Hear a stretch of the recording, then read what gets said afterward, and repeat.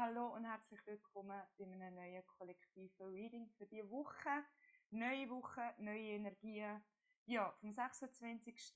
Januar bis am 1. Februar. Fühl rein, was für dich stimmig ist und was mit dir resoniert. Nimm das raus, was dich inspiriert, und falls dich nicht anspricht, ist das nicht so wild, dann bist du vielleicht beim nächsten Mal dabei. Auch heute wieder das grosse Blatt, 36 Karten. 36 Karten. Moment. So, jetzt bin ich fast noch falsch ausgelegt. Ich lasse mich hier führen, was gesagt werden will, was gerade raussticht, was wichtig ist. Weil ich könnte natürlich jetzt auch stundenlang ab dem Kartenblatt erzählen und das wollen wir ja auch nicht. Als erstes machen wir mal den Übertitel von dem kollektiven Reading. Fühl rein, ob es mit dir stimmig ist, ob es dein Thema ist. Genau. Und 36 Karten brauchen halt ein bisschen Zeit zum Auslegen. Aber wir haben es dann gerade. Also was ich schon mal sagen kann, beim Thema ist sicher für all die sagen, hey, die sich sehr stark mit dem Gedanken beschäftigen, ich will etwas, das mein Leben bereichert, ich will etwas, wo im Herzen die Sonne aufgeht, wo mir Energie gibt, und das ist egal in welcher Konstellation, ist das beruflich, die Heime, soziale Kontakte. Also wenn du sehr stark dich damit auseinandersetzt, es ist halt irgendwie noch nicht das, was ich gerne haben möchte, oder ist das alles gewesen in dem Leben? Ich möchte gerne eine Veränderung anstreben und halt eben nicht nur einfach so eine Wischiwaschi-Veränderung, dann bist du da genau richtig. Lustigerweise haben wir das Thema schon im letzten Reading gehabt. Genau. Und was man auch sieht, ist, dass im Übertitel, also Veränderungen auf jeden Fall, positive Veränderungen und keine Kompromissveränderungen, etwas, wo einem wirklich gut tut. Man will nicht mehr einfach nur so halb lahmarschige Sachen, sondern etwas, wo Bestand hat, wo man Freude hat, wo man sich freut, den nächsten Tag wieder aufzustehen und am Morgen Yippie schreit, wenn man zum Beispiel zur Arbeit kann oder sich mit dem Kontakt trifft und so weiter und so fort. Man sieht aber auch, dass immer noch der Weg ist von Gang in die Tiefe, Gang, dich verbinden mit allen Sinnen, auch mit dem sensitiven Sinn. Weil die Sensitivität ist mit unseren Hellsinnen verknüpft, und dort können wir auch immer wieder Impuls über, also nicht zu fest ins Rationale oder ins Emotionale. Ich weiss, viele sagen einmal, ja weisst, ich tue aus dem Bauch oder aus dem Gefühl heraus entscheiden. Da aber ganz ein wichtiger Hinweis. Emotionen, die wir haben, sind meistens auch nur basiert auf Erfahrungen. Das, was uns in die Vollkommenheit, in die richtige Richtung schupft, wo unser höchstes Potenzial dient, das hat nichts mit Emotionen zu tun, sondern das passiert auf einer ganz anderen Ebene, und das in einer Gesamtheiten-Ebene. Also Körper, Geist und Seele.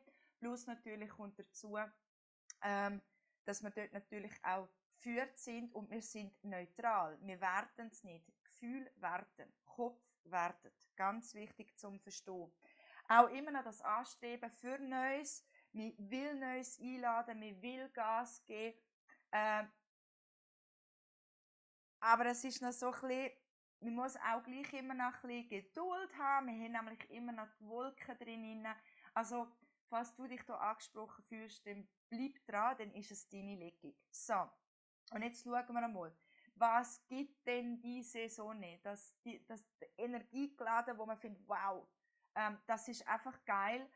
Dort will ich hin, das will ich machen, das will ich umsetzen. Und zwar, ja, auch hier wieder. Verbinde dich mit allen Sinnen. Mit allen Sinnen. Dort wirst du die Antwort finden. Nicht aus dem Kopf, nicht aus den Emotionen heraus, weil die sind halt eben auch ja, wie vorprogrammiert auf Erfahrungswert, wo man dann findet, oh ja, nein, ich habe ja dort mal etwas Schlechtes erlebt. Es fühlt sich ja nicht so gut an, wenn ich jetzt vielleicht das mache, dann ist es vielleicht auch nicht gut. Also immer verbinden. Gut erden, mach viel Me-Times, tanzen, Musik hören, schreiben, alles, was dir Raum gibt, wo du in deiner, ich sage jetzt in deiner Ruhe bist. Vielleicht auch einfach, bei jedem ist es halt anders. Für mich ist einmal Putzen so ein Ding, da kann ich voll entspannen. Und da bin ich einfach so irgendwo. Vielleicht ist das bei dir auch so. Lass mich gerne in den Kommentaren wissen. Aber einfach, dass man wirklich vielleicht auch wieder mal eine Meditation macht oder eine bewusst geführte Seelenreise. Ich meine, hier auf YouTube gibt es sehr, sehr viele Seelenreisen. Falls eine von mir hören willst, auf academy.ch gibt es im Shop Seelenreisen explizit auf gewisse Themen, wo, falls es dich anspricht. Genau. Also, ja, dort steckt die Antwort drin. Und man sieht, dort ist mit sehr viel Gedanken machen, was könnte, was wäre. Ist das aber wertefrei? Ist das wertefrei? Und muss man einen Plan haben? Musst du einen Plan haben, damit du den nächsten Schritt kannst gehen? Ich sage nein. Weil wenn wir uns einfach im Lebensfluss hingeben, dann nehmen wir einfach den Moment und die Zeichen und die Botschaften, die wir überkommen. Darum immer gut erden und nach oben rauf verbinden. Wertefrei. Wertefrei. Sobald du in einem Wertemodus bist, kannst du dich gerade abprüfen und weißt gerade, wie spät das ist. Und dann auch einmal schauen, warum bewertet man es. Glaubensmuster, Glaubenssätze, Erfahrungen, wo man vielleicht noch irgendwo Intus hat, wo finden, oh, da kommt gerade so eine Schubladisierung auf, dort reingehen, bearbeiten und nachher in Me-Time, in deinen eigenen Raum, um dort dich wieder zu verbinden. Genau. Auch hier haben wir noch zwischendrin ein bisschen trübe Gedanken, ein bisschen Hin und Her. Und man sieht auch, wenn wir ganz schnell schauen, also für viele ist es eine emotionale Woche. Und ich meine jetzt das nicht schlecht, emotional in Form von, es ist so träge und nicht gut. Es ist halt wirklich so, dass man jetzt eben sieht, und das ist schicksalshaft und sehr wichtig die Woche, die Gefühle, die aufkommen. Und das wird einen Ping-Pong-Effekt geben. Also dann bist du wieder rational, himmelhoch jauchzend und sehr strukturiert und findest, ja, mal positiv, alles gut. Und dann kann es innerhalb von 2 Minuten wechseln und du findest, wow, jetzt kommt gerade eine Emotion auf. Schau dir an, weil es ist wichtig. Und dort die reflektieren, die kommen nicht einfach nur so, weil die wollen angeschaut werden. Und genau dort drinnen darf sich etwas vertiefen. Und nicht vertiefen, weil es schwergewichtiger wird, sondern weil es leichter wird. Und auch dort, wenn du die Emotionen mal genau reflektierst, wenn der Ping-Pong-Effekt kommt, oder wie ich immer so schön sage, der Waschmaschinengang von der Kopf dreht, hat Gedanken, dann irgendwie kommen auch die Emotionen und dann ist das so ein Hin und ein Her. Dort immer wieder gut reflektieren. Nicht auf die Seite schieben, nicht einfach sagen, ich verdränge es jetzt und keine Ahnung, ich tue mich jetzt ablenken, sondern schau das an. Unbedingt. Weil dort verbirgt sich das Glück. Ganz schön. Und es korrespondiert auch mit den Finanzen. Finanzen logischerweise das Geld, Money, Cash, Cashflow und so weiter und so fort. Aber Finanzen stehen auch immer für den Selbstwert. Wenn du einen Ping-Pong-Effekt hast in deinem Leben und nicht weißt, wohin, dann sind ja auch immer Muster drin, wo man auch irgendwo bearbeiten darf. Und mit was hat es zu tun? Selbstwert, Selbstliebe, Selbstfürsorge, alles mit dem Selbst. Also je mehr du Wert dir selber zuschreibst, desto mehr Wert kann auch im Aussen auf dich zukommen. Zum Beispiel ein wertvoller Job oder wertvolle Möglichkeiten, wertvolle Impulse, wo genau dort drin verstecken, wenn man sich halt eben wieder in sich selbst zentriert, sich verbindet mit allen Sinnen auf allen Ebenen und dann kann dort auch ein Wert erschaffen werden. Also für die auch Finanzthemen haben, dort liegt der Schlüssel drin. Das heißt, dort kann man ganz, ganz viel shiften, indem dass man in dieser Woche ganz, ganz klar die verschiedenen Gefühle und Emotionen und den Ping-Pong-Effekt von Gedanken und Gefühlen und das Hin und das Her genau unter die Lupe nimmt. Und jetzt ganz wichtig, ich weiss, es sind anstrengende Zeiten, wenn man so ein Hin und ein Her hat, aber vergiss dann nie den Moment, es ist nicht da, um dich zu bestrafen, sondern es ist da, es wird dir geben, damit du das bearbeiten kannst, damit du nachher freier bist. Genau. Ja, was haben wir denn noch? Also wir sehen ganz klar in dem Gefühl drin, man will loslegen, man will eigentlich schon durchstarten. Man hat jetzt irgendwie keinen Bock. Man weiss zwar, es gibt noch Sachen zu erledigen. Man weiss, man sollte gewisse Sachen noch loslassen. Und auch hier, es bringt nichts, wenn, ich sage jetzt, dein innerer Mann, der ja im Aktiven zugeschrieben ist, findet, jetzt muss ich loslegen, jetzt muss ich loslegen, jetzt muss ich loslegen. Ich kann dir nur eins sagen. Einen Weg zu laufen mit einem vollen Rucksack ist nicht cool. Also, diese Woche kannst du das bearbeiten. Wisch und weg kannst du auflösen. Und, ganz wichtig, es sind kleine Schritte, es ist à peu à peu, wo du kannst auflösen kannst. Also, wenn du dort einmal das Gefühl hast, jetzt am Montag läuft etwas gut und jetzt ist gerade bis Mittwoch läuft gerade wieder nichts, so ein Fortschritt, es gehört dazu. Auch dort ist es wichtig, dass du dich verbindest, ins Vertrauen hineinkommst und dort wirklich dass alles spiegelst, was um dich herum läuft. Das ist ein Prozess. Also es ist jetzt nicht knallvoll, bam, bumm, ein goldiger Kopfnuss und alles ist gut, sondern es ist auch hier in dieser Woche eins ums andere. Da kommt wieder ein Aufwind, geniesst der Aufwind, nimm der, wenn du schon Rückenwind hast und wenn dann halt der Wind abflacht, dann nimm es einfach zum können entspannen. Bis wieder der nächste Aufwind kommt, wo man wieder etwas bearbeiten kann. Genau. Ja, was haben wir denn noch drin? Ja, auch hier sieht man wieder, und das haben wir schon letzte Woche drin gehabt, wenn ich das richtig in Erinnerung habe, schau gut zu deinem Körper. Also Gesundheit ganz, ganz wichtig, weil wenn du nicht in voller Kraft bist, dann sind wir auch hier wieder, dann fehlt einem die Stabilität und es kann auch keine Stabilität im Aussen auf einem zukommen. Also viel Self-Care, viel Me-Time, gib dir den Raum und den Raum heben.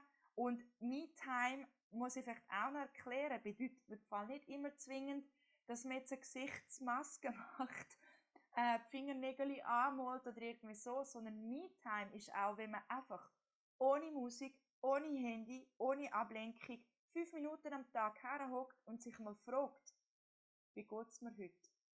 Und mit sich selber in ein Gespräch kommt, der eigenen Raum gibt, um sich zu reflektieren, um mit sich selber in ein Gespräch zu kommen. Und red vielleicht auch einmal laut. Weil da gibt es auch etwas ganz, ganz Wichtiges. Menschen, die nicht hören, die taub sind, haben ja in der Regel auch Mühe, sich selber auszudrücken, weil sie sich nicht hören. Also, wir haben nicht nur die Ohren bekommen, zum anderen zuzuhören, sondern uns eben auch mal zuzuhören.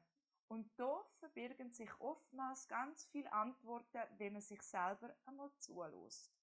Also, gib dir den Raum, schau ganz gut auf deine Gesundheit, vor allem auf Erdungsübungen machen, barfuß laufen, vielleicht auch mal ganz bewusst ein Fußbad machen mit Salz, reinigen, bewusst nicht wieder ablenken, kommt immer wieder nicht ablenken. Ich mache jetzt ein Fußbad und ja, oder ich nehme mir ein Bad und schaue dann nebenbei Netflix und YouTube oder irgendwie so, sondern hocke mal bewusst in deine Suppe rein und schau die Suppe an.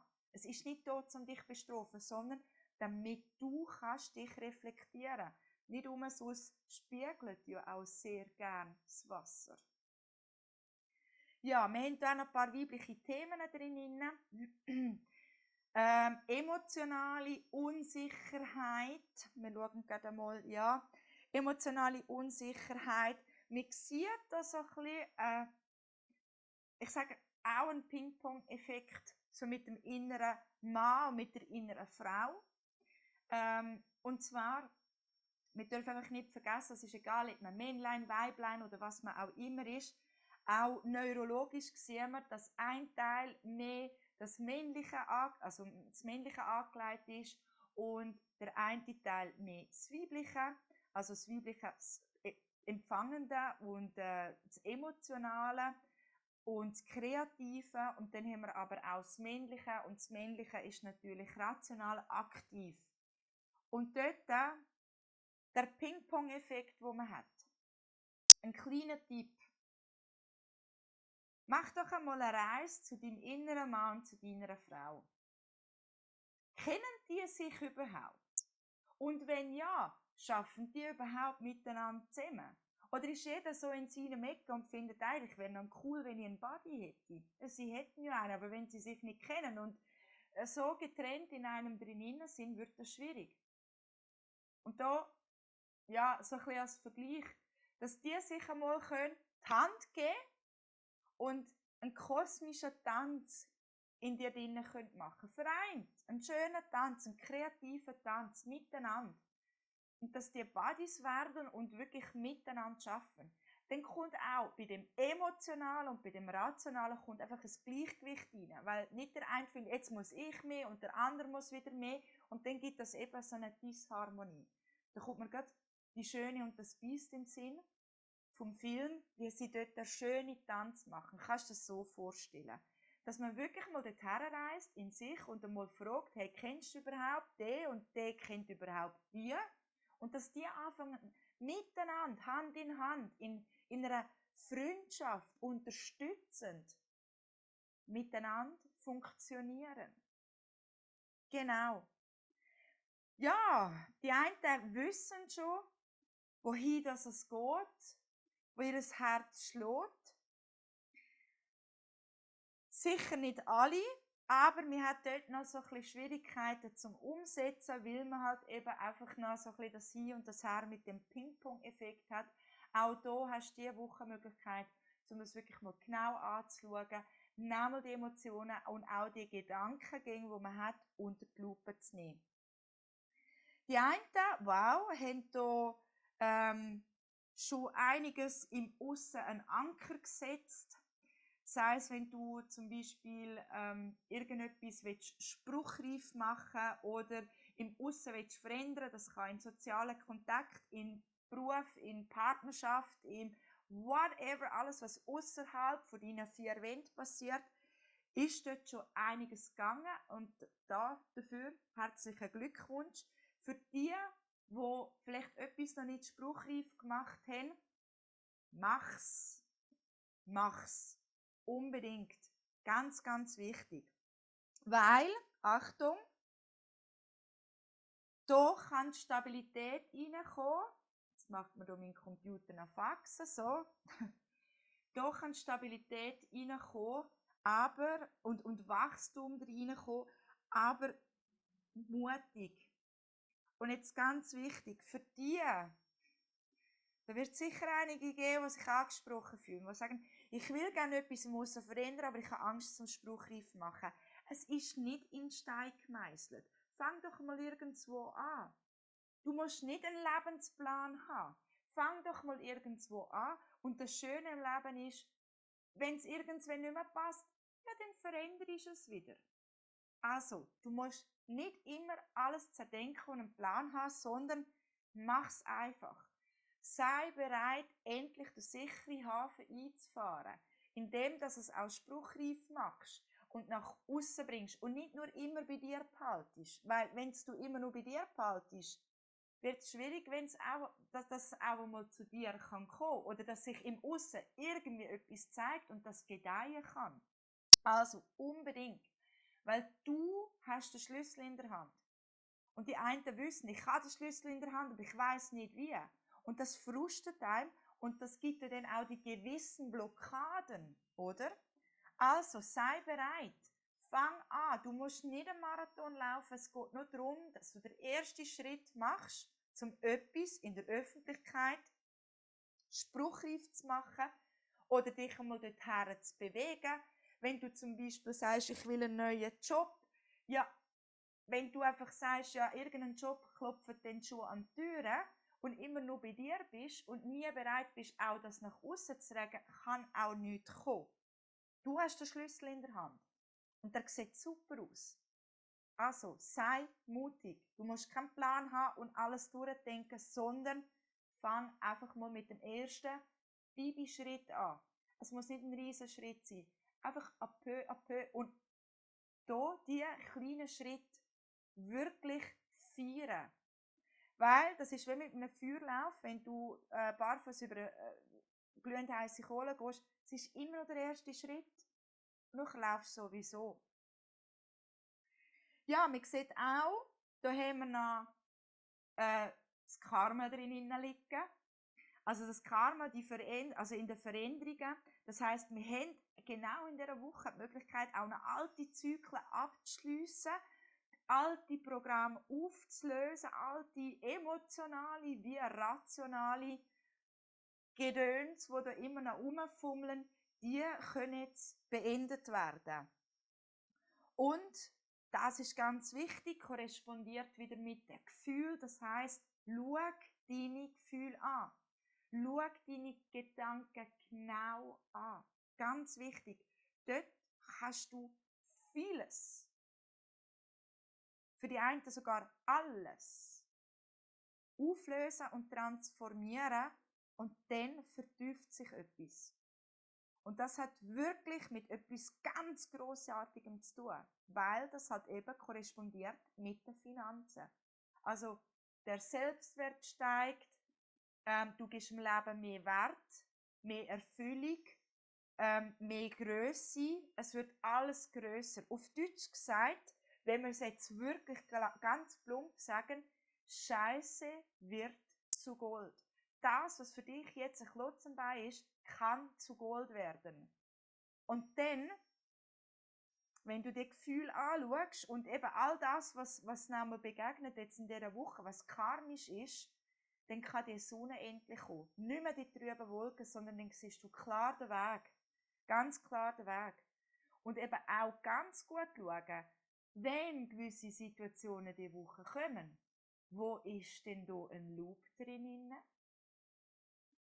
Ist das auch schon 1000-mal passiert? Begegnet mir das auch schon 1000-mal? Und dann schauen, was hat das mit dir zu tun? Genau. Weil die Wege sieht man ganz tief im Inneren. Ganz tief im Inneren. Weißt du ganz genau, was zu tun ist. Du weißt eigentlich, oder du spürst es ganz genau. Nein, spüren ist auch wieder das falsche Wort.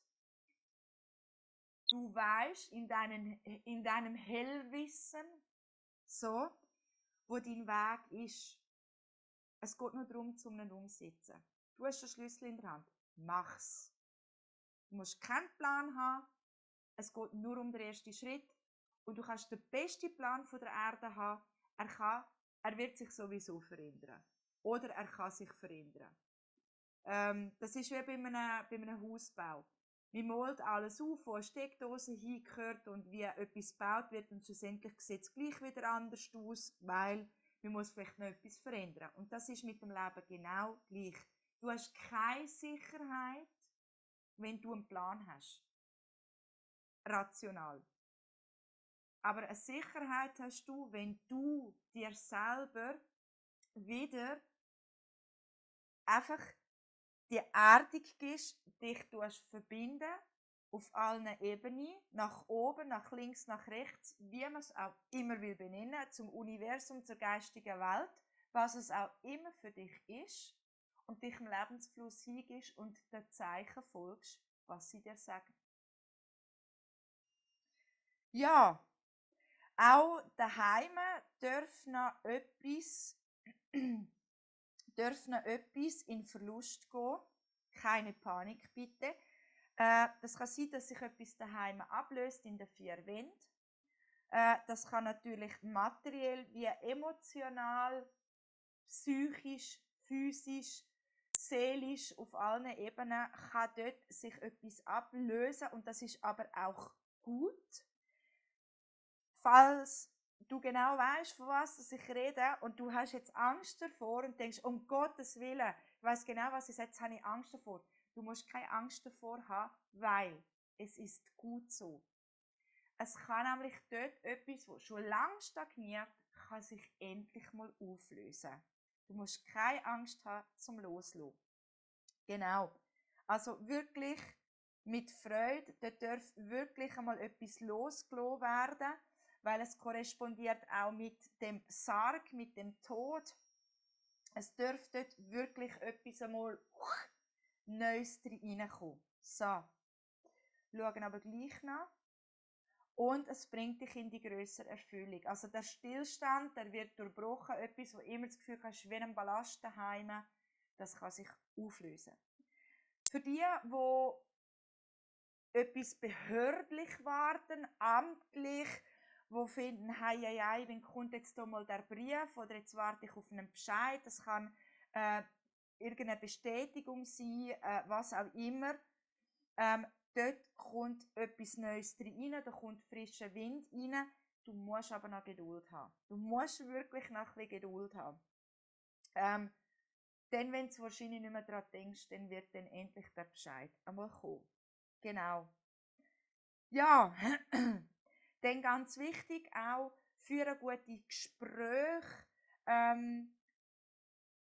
dich öffnen bei deinen Liebsten, bei deinen Vertrauten, auch das hilft dir, weil das wird, du kannst dir das so vorstellen, in dieser Woche, wo du sehr in die Selbstreflexion hineingehst, wird dir das die Möglichkeit geben, wenn du dich austauschst und jetzt nicht mit jedem und allem bitte, sondern nur mit gewissen Leuten, wo eine starke Bindung ist, wirst du spüren, also wird es so ein bisschen wie in deinem Lebensbuch durch das Gespräch ein neues Kapitel eröffnet.